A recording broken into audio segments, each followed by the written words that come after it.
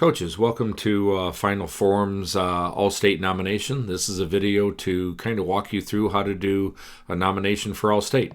So I'm on my home page over here on Final Forms. Down over here I've got awards.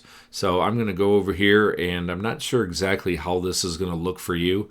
But you're going to come over here and click probably on All-State Award Nominator. So when I go click on this, you're going to see that I've got my nominations sitting right here. I can go up here to the top. It says Draft New Nomination. When I click on Draft New Nomination, I have a list here I can choose from. Right now there are two, All-State and Academic All-State. There will be a third one that says Academic Team. But right now we're going to go through All-State Award. When we do that, you're going to notice that I'm the nominator. This is my athlete where I'm going to enter in the athlete's information. So if you go ahead and you go click on this, this is where you're going to put your first name, last name, address, things like that. Enter in their information. This allows us to send them an email that says, congratulations, you were selected. First team All-State for Division 4 or whatever it might be. So this information is important so that as an MIGCA board, we can communicate with your players. So I'm going to pause in a second and get you to the next step. So I just filled out the information for Susan Golfer and put it in there. It now took me over to the introduction. The introduction, please take a look. We only want the most upstanding players that we have, young athletes. Please make sure that they haven't been using tobacco, alcohol, or other illegal substances, and that they are of the highest quality player. Please read that. Make sure you agree with it before you hit save and continue. After I save it, this is the nominee information. There are some options here. You can have other co-applicants. And you can invite even the nominee up here to co-edit. So, the person that's the nominee, if I need them as a player to go in and look at their nomination, you can invite them. The nominator over here is currently me. Here is my nominees person. I did not fill out the address for the sake of this, but you can see down here, you're going to enter the school. You're going to select their grade. You're going to put in the team.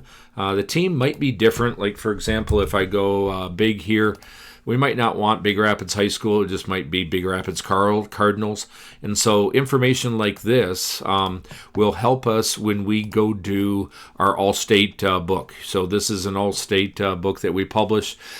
This information here, the school, the name of the person, the coach, the entering in this information correctly will help us make this book. So I'm going to go ahead and save and continue.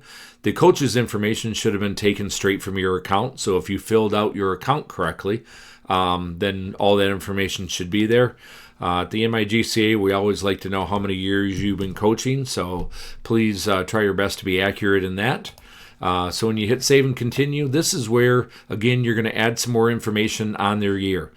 First thing is we want to make sure that, again, were they disqualified for any unsportsmanlike reasons? If there were, explain them to us in here. And then down here you have some general questions that we've had as far as other nominations that we've done in the past couple years. Again, we're just trying to gather some information so that we can put it in our All-State book.